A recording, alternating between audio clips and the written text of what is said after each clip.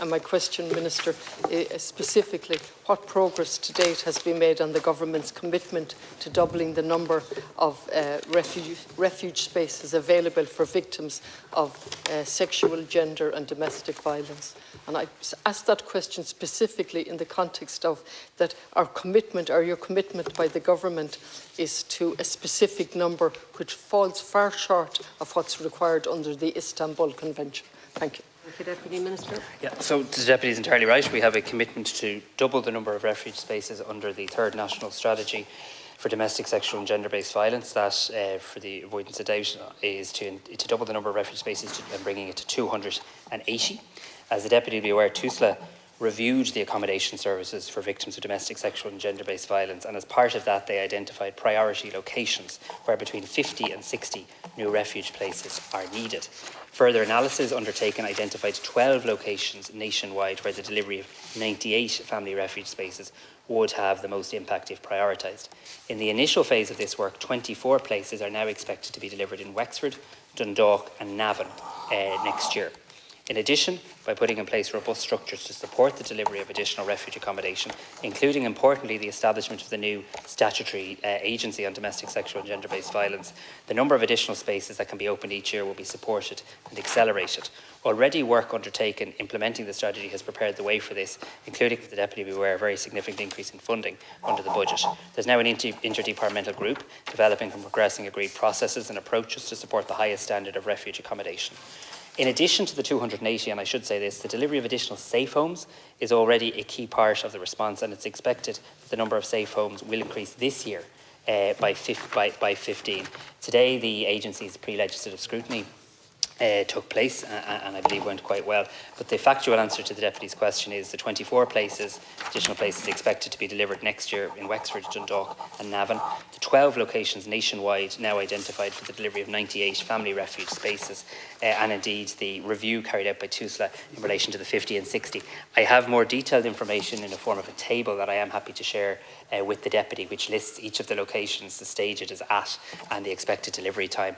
I had quite a detailed meeting on it this week, and it is my genuine view that we now have a very clear understanding of the roadmap, the road that needs to be travelled to get to that at least doubling. And the Deputy is correct.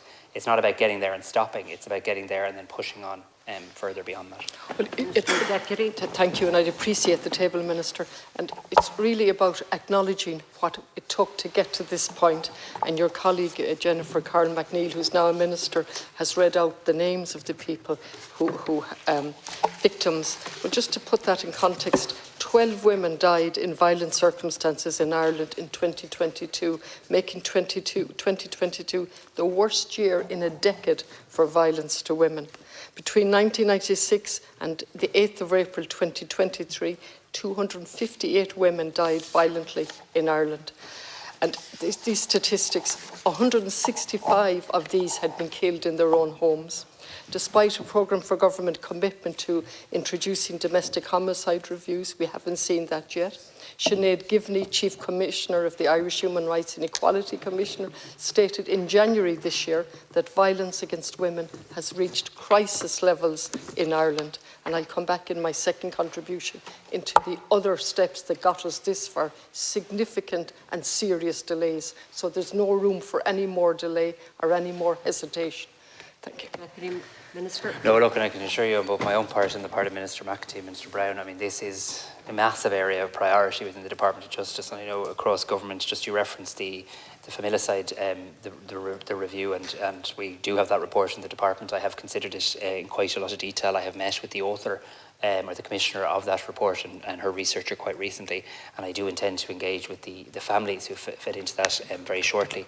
Once I've done that, I intend to then brief government and seek to publish the report and a way forward. Look, we now do have, and I take the point about coming from a very low base, but we now do have a scenario where we exactly know where we're going, where we have, in addition to Wexford, Navan and Dundalk, we now know about the plans in Sligo, Cavan or Monaghan, Cork City, North Cork, West Cork, Dunleary Rathdown, Westmeath, Athlone, Portlaoise, Balbriggan, Longford, Offaly, Carlow, Wexford, Navan and Dundalk, which I've referenced. And I say that to I hope assure the House and most importantly assure women today and indeed anybody at risk of violence that there is now a clear identifiable plan as to where we're going to deliver the extra spaces, how we're going to get and how we're going to get to that 280 number in the lifetime of this strategy. Thank you, Minister. Deputy. You every step of the way, but we had a previous strategy, and when the review was done, published in July 21, it told us the audit around domestic, sexual and gender-based violence found a lack of effective oversight of implementation of the previous national strategy, a fragmented approach, a lack of action on decades of recommendations. Okay. On top of that, the review by Tusla was 2 years late. It was promised. 2 years later, it still wasn't done. The actual third strategy was supposed to be published by the end of 21. It wasn't. It took another 6 months after that. Every step of the way, the voices in this stall based on the organisations on the ground. And I mentioned, for example, domestic violence, the DRV in Oughterard. Today I received an email from them. They're struggling on the ground in relation to trying to deal with the amount of people and women coming into them. So I can stand here and I can criticise, which is not really what I want to do. This is simply intolerable and unacceptable, and we need action. And what we're promising in terms of refuge is the most basic step, and still it's only less than just 50% of what the Istanbul Convention commits us to. Thanks. Thank you, Minister. I think it's absolutely accepted by Minister McEntee, myself and the whole of government that the 280 is not the end destination, but it's where we realistically believe pulling out all the stops, going at this with absolute gusto and priority is truthfully where we can get to in the lifetime of this strategy. And I have even a greater degree of confidence after engaging with the team in the Department of Justice in relation to this. We've gone from a scenario where we had counties in Ireland where we knew we needed a refuge, but we had no clue actually what organisation was going to be leading on the delivery of that, to a scenario where we now have an agency or a local organisation beside each agency. We have most of the sites secured, to give you that as an example, and I'll provide you with more detail of that in a note. I do think this strategy, and I give credit to my colleague Minister McEntee on this, I do think this strategy is different to its predecessors in terms of the implementation structures. It has been recognised by the sector, if I may call it that, all the NGOs, all the stakeholders, as probably one of the most ambitious strategies ever. But delivery is key, implementation is key, I get that. The structures to deliver it, though, are pretty robust. I mean, you have a high-level oversight group co-chaired by the Secretary-General to the Department of the Taoiseach and to the Department of Justice. You have a senior officials group pulling together all the departments. You have a cabinet committee monitoring it.